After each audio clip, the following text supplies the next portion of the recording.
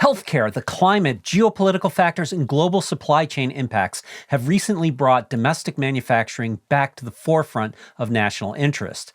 The U.S. government is investing in manufacturing at levels not seen since the Cold War.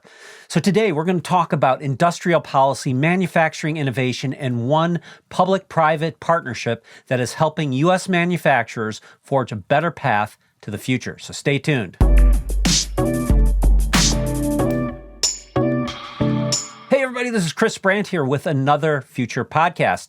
With multi-billion-dollar packages like the Infrastructure Investment and Jobs Act, the Inflation Reduction Act, and the CHIPS and Science Act, the United States is poised to really advance our manufacturing capabilities. So today we have with us Daniel Reed, who is the manager of technical programs at MXD, which is an innovation institute based in Chicago. So we are going to talk with him about public-private partnerships and how you might be able to take advantage of their expertise, financing, and resources to advance your capabilities. Welcome, Daniel. Hey, Chris. Thank you for having me. I'm excited to be here and talk to you about some of the stuff that's happening in manufacturing research. Yeah, I'm excited to talk to you too, because I think you guys have a lot of really interesting programs going. And so I'm eager to talk to you about that. And I can see that you're on the big manufacturing floor where you do a lot of your work. So I also want to get into that as well. But before we go there, can you just give me a little bit of an overview on how MXD came about? Yeah, absolutely. So this was, a little bit before my time, but MXD, we just had our 10-year anniversary this year. And essentially we, came out of a bipartisan group of congresspeople and folks in the military and elsewhere in government who realized that manufacturing is both critical for our competitiveness and our national interest. And so a couple acts were passed, as you mentioned. I'm not an expert in the legalities, but what happened was the creation of this Manufacturing USA network.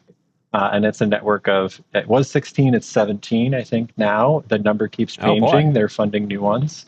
Of these innovation institutes for manufacturing, or MIIs as they're called, all over the country. We all have our own focuses, our own technology areas, but we all follow some similar models, which is that we're all public-private partnerships. We exist to kind of help bridge the gap between technology that gets developed and then what actually gets commercialized and help people adopt that technology. So what is the specific mission? What you guys are kind of mandated to do a certain type of thing here. What is that? We would say that our mission is to strengthen the competitiveness of the U.S. manufacturing industry, period. Specifically, MXD stands for Manufacturing Times Digital. So our institute focus is around digital manufacturing. You might be able to guess from the name. And it comes along with that. We're also the National Center for Cybersecurity and Manufacturing as designated by the DoD, because to do digital, you need to be cyber secure. And so, we do that by convening our members, helping them advance their technology, and then empowering both existing workers and future workers to use it. We hear all the time about manufacturing. We've got to bring manufacturing jobs back. We got to do this, got to do that. So I mean, obviously this is sort of at the bleeding edge of trying to, bring those jobs back to the U.S. Can you speak a little bit to why that matters so much? Yeah, I can. So you highlighted it kind of in your bumper there, right? There's the CHIPS Act, there's the Science Act. There's a ton of federal funding that's coming out right now focused on bringing manufacturing and especially advanced manufacturing jobs back to America. And there's a couple of reasons for that. I would say the biggest and most important one is that manufacturing is a huge contributor to GDP. It's about a fifth of the GDP even now for the country. And what doesn't show up in that number, though, when you dig a little deeper into it, is that the dollars that are added to the economy by manufacturing, but which don't occur in a manufacturing company. So, right, the supply chain company, the trucking company, the warehouse that holds their goods. Right.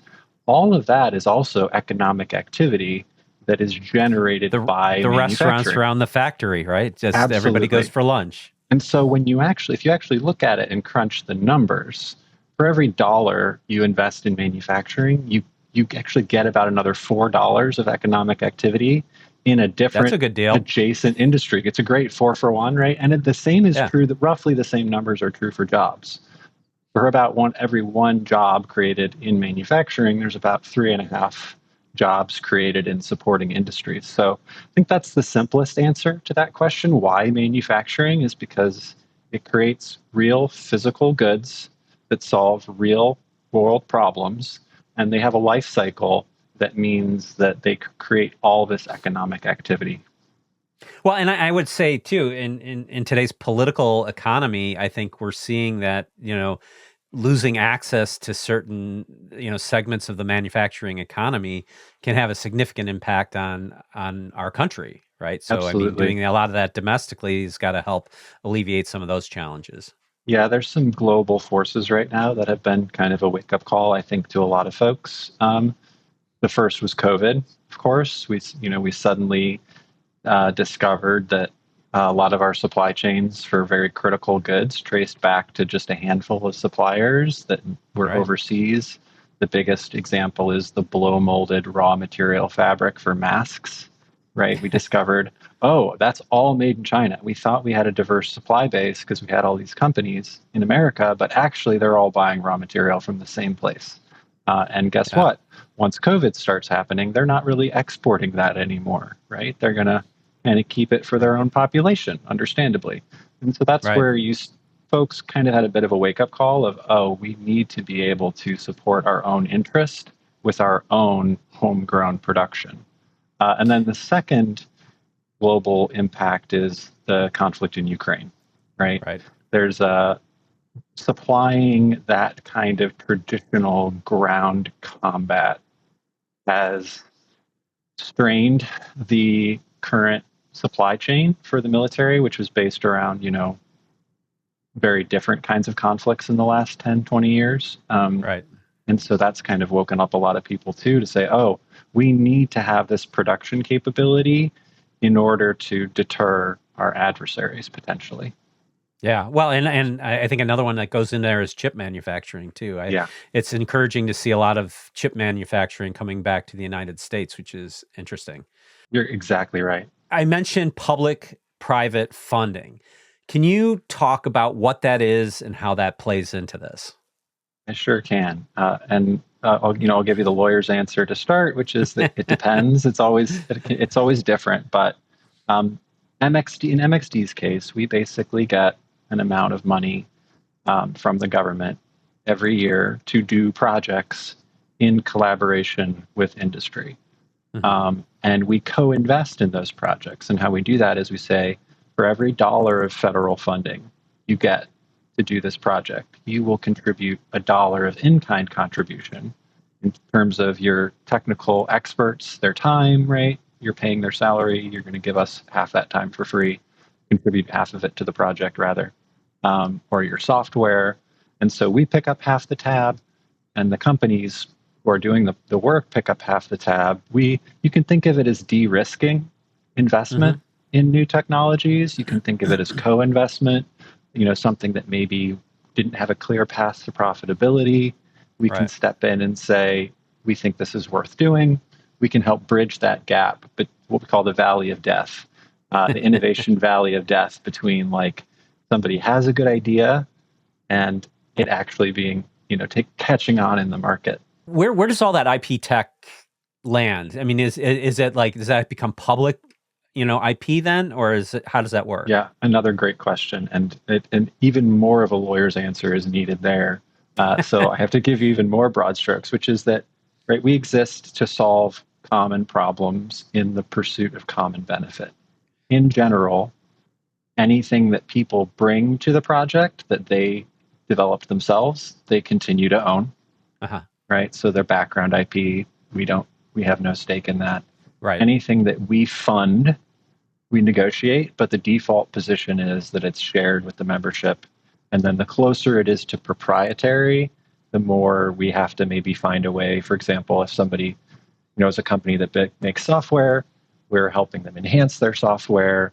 They're going to create an open source version of that module that gets shared with everyone, the membership, but then they also have the private version that they can continue to sell. So we really are, our interest is in making things better for everybody. So And we secure. are, and secure, right? So we're very flexible in our negotiations as long as, we can say, yes, this is going to transition. Yes, this is going to have an impact. Yes, it's going to do what we need.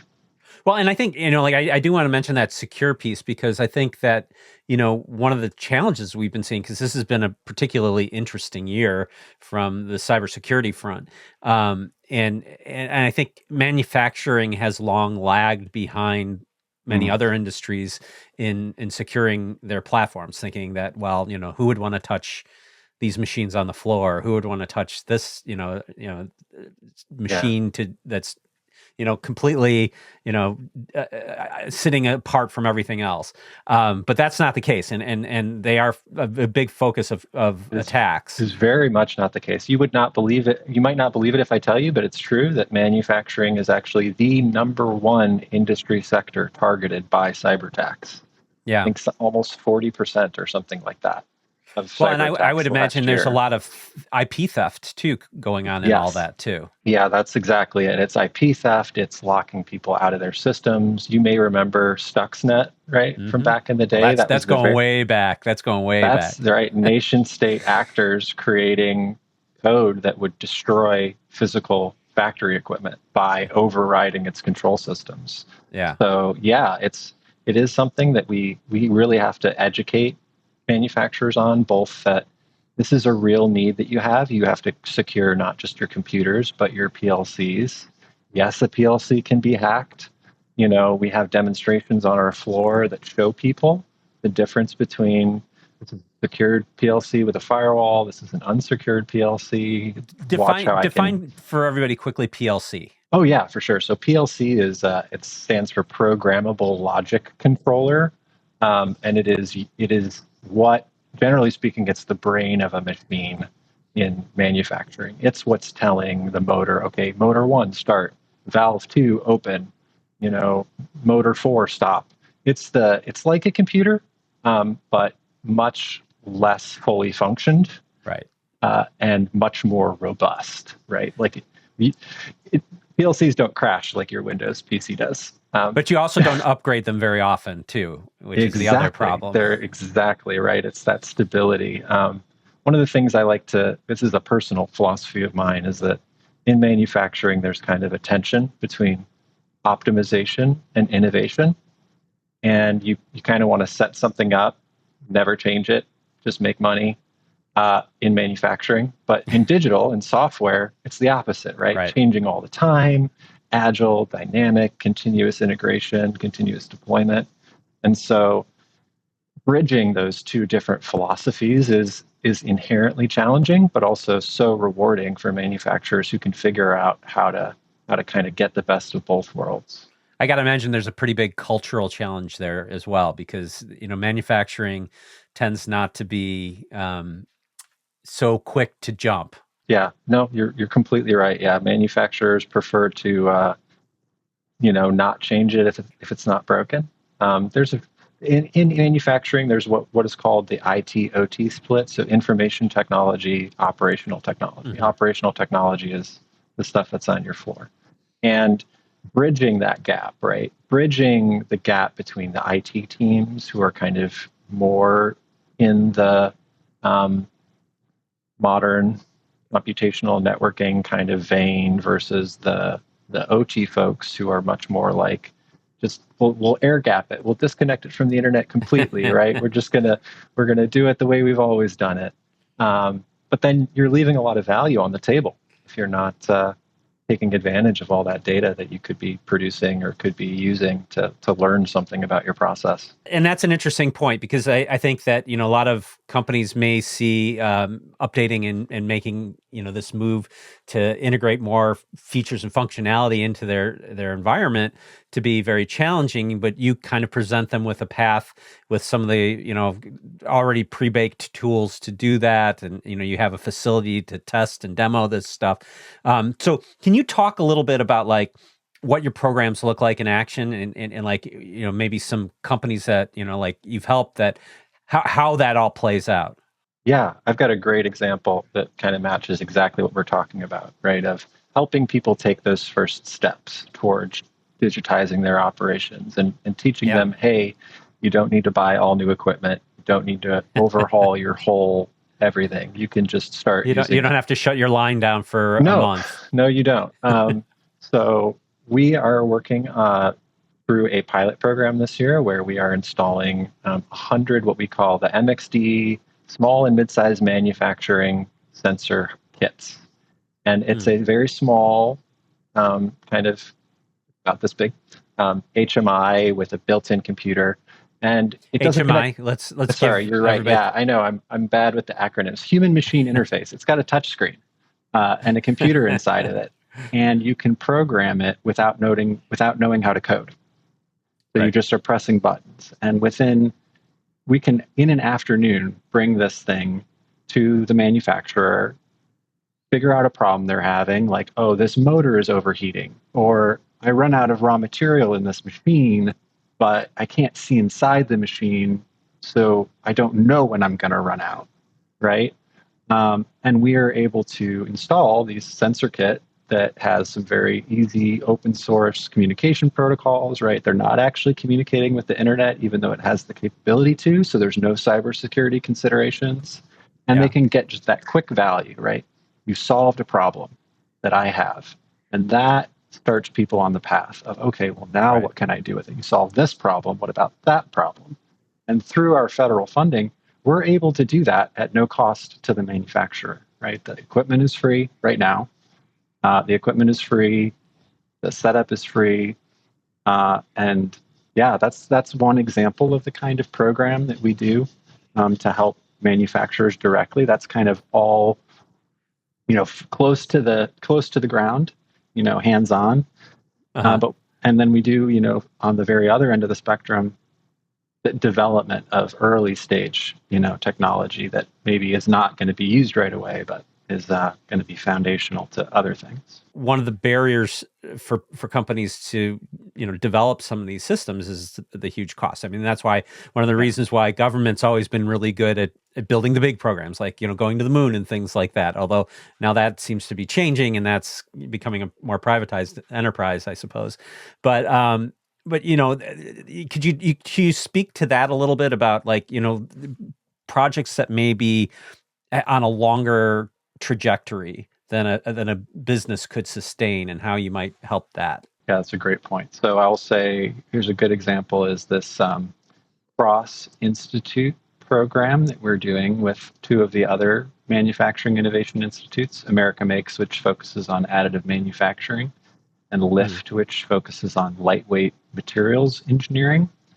And so in additive manufacturing, the big barrier to adoption for critical components, so things like in an aircraft. To frame this, when you say additive manufacturing, you're talking about things like 3D printing and that sort of thing? Absolutely, yeah. 3D printing is a subset of additive manufacturing. Right. There's plastic, metal, there's metal additive, right? Sure. Is mostly what I'm talking about here. And we can build the part in a week or two, and then it takes us a year and a half to qualify it. We literally print it in hours, and it takes months to test it, to qualify it. And then literally, if you move the machine from the left side of your factory to the right side of your factory, you start over. Not joking. $1.5 million, 18 months, because you got a new powder supplier, right? Or your software update on your machine happened. So we are working in this very collaborative way that we're able to with these other institutes, working with the software companies, with the manufacturers, with the big defense primes, with the government itself, the government agency, to say, okay, how do we kind of take some rational bites of this elephant that we all know, we all have this intuition that the opportunity is there, but we got to get the consensus forward. What's holding us back is the expert consensus of, yeah, we trust these things, and what do we need to know in order to trust them? And so that's an example of where we can provide this unique forum of kind of collaboration, convening, patience, right? We're able to be patient and not favor any one solution over another. I think in a way that a lot of commercial companies wouldn't be able to. Mm-hmm. Right? And we have to serve everyone. We're not looking to create proprietary solutions. And so that begs a question: is one of the things that you do? Do you help companies create standards and help propagate those standards? Yeah. So we're not a standards development organization, but we do contribute to the process for sure. So so we like when projects that we have funded have created standards that were then submitted to those standards organizations and submitted. One good example is a project that we did called Standards for Metrology Aided Robotic Technology. And it was basically creating standards. So SMART, the acronym is SMART. You got to have an acronym in this town or you're nobody. And so it was focused on how do you use a robot to, a $200,000 robot to do what you need today, what you need a $2 or $3 million custom machining system to do. And to increase precision of the robot, they pointed a laser tracker at the end of it and then created these algorithms and standards and compensation protocols so that the robot can use that updated information to correct its position. And then that became a standard, right? Because every robotic company can use that or can conform to that standard and say, all right, if you want to add an MAR system, metrology aided robotics system, to our machine, you can do so via this standard, which if you dig all the way back into it, we put that team together and we funded them. It's very cool because you guys do a lot of different things, and I think like I mentioned in the intro, you have it's not just the funding, you have expertise, you have resources, like you have, and you can support them support companies in a lot of different ways. It's not just here we're going to be a lab for this one thing. We've got a lot of other things, right? Absolutely. And so I would say it is, we do a lot of different things, but they all come down to one of three kind of fundamental things that the Institute does. Convening, the first one. We put people in the room who any other day of the week might be competitors, might be their regulator and the person who they are regulating, right? And we create this framework for them to collaborate in a way that they can't otherwise, right? We have a membership agreement. It allows them to talk to each other and protects that communication. So that's the first thing, right? And we're putting people in the room together who wouldn't be able to be in the room otherwise. Right. The second one is advancing. So that's the technology stuff, right? We either advance the development of technology or we advance the adoption of technology by helping people pick it up and use it.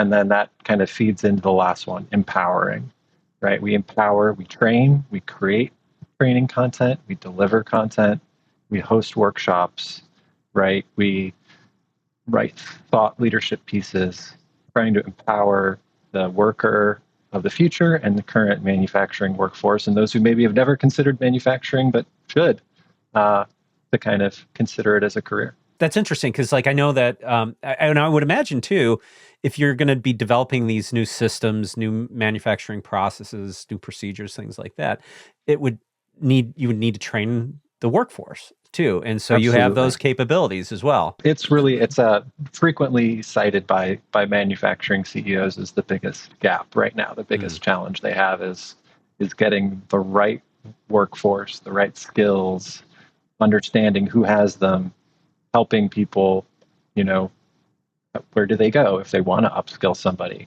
Right. So that's what's going to make it happen, right? MXD, we can't do it ourselves. Right. We're just one small organization. We hope to have an impact by touching all these other folks and empowering them to do what they do. You talked about, the SMART. You talked about your sensor kit. I know that you dabble into, with the CARES Act, there was some healthcare stuff that came out too. Can you talk about that a little bit? Yeah, sure. We actually had 3 different programs under the CARES Act. We had the supply chain risk alert framework that used AI to basically try to synthesize different data coming in about the supply chain and recommend actions. We also had a project around capacity and mobilization of the pharmaceutical industry. But I want to highlight a project that we did with Siemens that we call Lungs in the Loop. So you may remember that at the start of COVID, there was a shortage of ventilators, and there were more patients that needed ventilators than there were ventilators in operation. And you can't just, crank out 1 million ventilators. So what happened was Medtronic open sourced their ventilator design. Mm-hmm. Our team kind of basically picked that up and took a look at it and tried to use digital technology to answer the question, all right, when you have to do what surgeons had to do, which was put 2 people on 1 ventilator, but didn't know whether it was going to be safe or when it would be safe. Right. How could you use digital technology and digital twins to answer those questions? So you could think of it almost as like a GitHub for manufacturing design, right? Or continuous integration, continuous deployment. The Siemens team was able to create a design fork of the ventilator that basically only the components that needed to be reevaluated for 2 patients were. And then they have this system that is called what we call a digital twin or a live twin, because it is a model of the system in operation running alongside the model in near real time, taking data from the system as it operates. Let me give you an example. A ventilator system is basically a series of pipes, right? And mass can't disappear from pipes unless there's something wrong with the pipes. Right. And so the digital twin, if you introduce a leak into the system, the digital twin is able to say, hey, look at some air is escaping somewhere because I know where all the air should be based on my simulation, and I'm measuring where it actually is. And if those are different enough, I go, there's a problem. The ventilator itself also has that kind of a safety system. It'll throw an alarm if it thinks there's a leak. But what the digital twin can do is, because it is a model of the system and it's been changed to look like it's running on 2 patients, it can also catch other problems. So one of the things that doctors learned was that if you're going to have 2 people on the same ventilator, breathing at the same rhythm, the same volume of air is split, they have to have the same lung compliance, the medical term. And so if one person starts to get sicker or one person starts to get better, it might go to a place where now they're not compatible anymore, but the ventilator has no way of knowing that, and one person's not getting enough air. But the digital twin does know that. The digital twin has had an updated model of operation put into it that's comparing and going, hey, you're telling me that it should, I should be getting this much air in both places, but something has changed, and now this person doesn't seem like they're getting enough air anymore. They may have gotten sicker. Right. You need to look at this, right, and throw an alarm. When the ventilator would just sit there all day, no alarms, because it wasn't designed to work that way. Wow, that's a very scary, noisy neighbor type of problem, right? It's like you don't get enough air. Right, and that's I think the example of what digital brings to the manufacturing space, right? The ability to do that kind of experimentation, and that testing, and add that agility into what is normally kind of, like you said, a very disciplined and stepwise process. I don't know where you get all your talent from, because you're talking about things from like digital twinning to, like hard manufacturing, physical, components, electronics design, software design, artificial intelligence. I mean, you guys have a little bit of everything there. Yeah. So I would say we have an amazing team here, right? And we have a lot of folks who are dabblers or who are like me, who've, been kind of technologists through their careers. But it's worth remembering, MXD we do nothing alone. Nothing that we do is alone. We are the public-private partnership. Right. And our private members bring much of the technical heft, right? We maybe set up for many of the things we do. We define the vision, we define the success criteria, right? We manage the program, but there might be 2 or 3 or 4 member companies that are participating that are, contributing the majority of the actual technical effort once it gets to that point, right? They propose to it, they win, they contribute the technical effort, and we oversee it. So yeah, it's a force multiplier question. It's something we always struggle with here is the mission is so much bigger than we are. How do we collaborate? How do we partner? How do we connect with those other organizations that can help us have a larger impact? What would be your ideal private partnership here? I mean, what kind of companies are you looking for? What kind of projects? It's everything. So, everything from first of all, if you're a manufacturer, we want to hear from you. Okay. Because it is our mission and our job to help you. Okay. We don't want much from you. We want to help. We want to give you things. Yeah. Well, that's always nice. I want to get free stuff. Yeah. There you go. Right. So if you're a manufacturer, we want to hear from you. Yeah. Pretty much. But in general, right, we have monthly info sessions that you can come to. There is a online factory floor tour that you can fly through and kind of take a look at our facility. If you are, a company that has an idea, right, you think is going to be impactful to the industry, but maybe is not immediately profitable. If you are looking to find a way to, collaborate on pressing industry problems and you want to come, attend our workshops. If any of our open project calls speak to you, all of those are folks that we're interested in talking to. In general, we collaborate with all kinds of folks. So reach out to our business development team or to me or anybody. So how do they get info on these different programs, these different things that are going on? Looks like you're giving a tour in the background there right now. Someone is anyway. Yeah. So mxdusa.org is our website. Okay. That's all of our events are there. The monthly info sessions are posted there. That's also where you can go and take the virtual tour, which has a ton of really good content in it, videos and explanations and everything. There's also, you can access from our website, you can get to our relatively new member exchange, which is kind of more like a customer engagement platform. So our little version of, Facebook, except it's MXD book or whatever. So that has a lot of interaction. There's a lot of information. That's where you can go to download the project calls. You do not need to be, despite the name, you do not need to be a member to access the member exchange. Okay. Though some of it is gated, but for things like our project calls and our funding opportunities, that's always open. And so what's involved in becoming a member? It's a tiered structure, right? So the smaller your organization is, the less it costs. Down to, I think, either $500 or maybe even free now for a small manufacturer to join.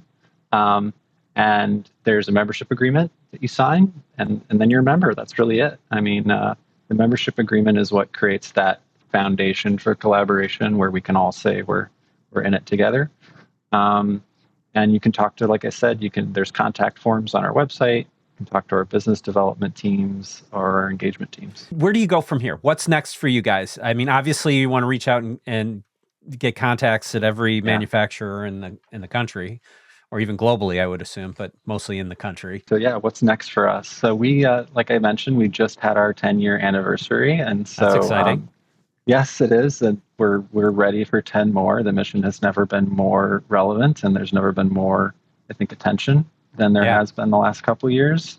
I mentioned that 100 SMM, pilot kit program this year. We are partnering.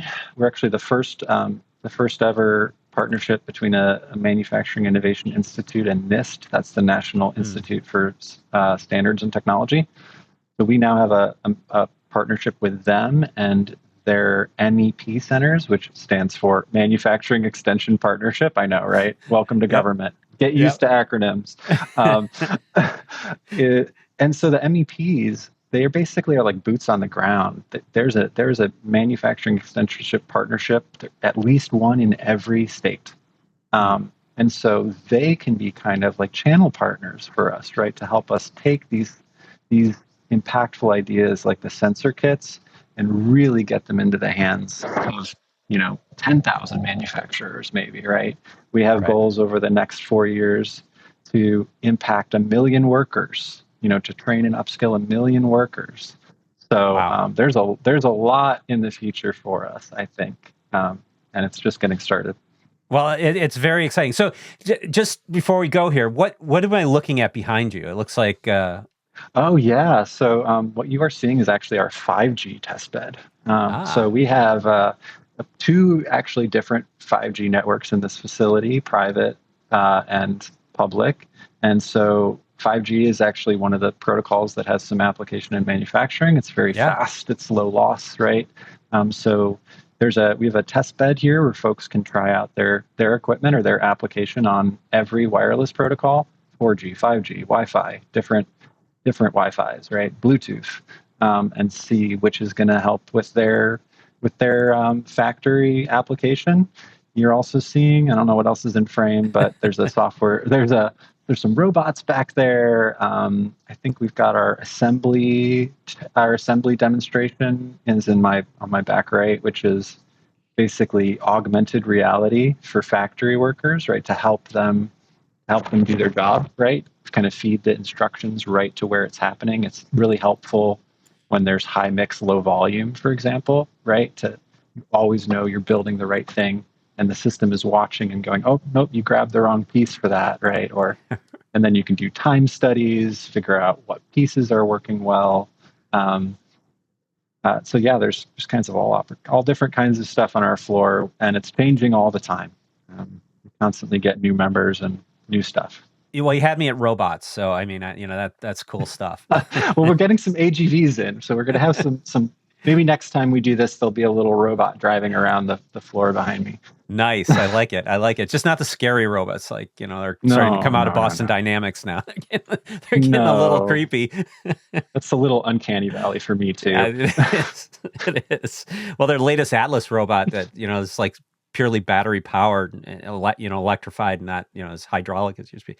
That's a trip. That's pretty wild. It is, yeah. It's a little. It looks like normal until you watch it bend its joints backwards or something, and then you lift itself up and then turn right? itself all Like, the way around. That's like right that. out of the Terminator. I mean, right out of Terminator. Pretty sure I saw a horror movie that ended that way. Yeah. Really cool. If you're a manufacturer, get on it right now. There's just no reason not to. And I really want to thank you for being on and tell us about this, because I think this is a really cool concept. And there's not many free lunches in this world, as they say. So no. take advantage of this one while you can. Absolutely right. The U.S. government has paid us to do this, and all we ask is that you let us try to help. Let us help you. Yes, I think that sounds amazing. Well, thanks again for being on, and I really appreciate it. And good luck to everything you're doing. Absolutely. Thanks, Chris. Good talking to you. Thanks for watching. I'd love to hear from you in the comments. And if you could, give us a like, think about subscribing, share this content with somebody you think might be interested in it. And if you get a chance, take a look at FUTR.tv, Future TV, where you can find all things Future TV related. And I will see you in the next one.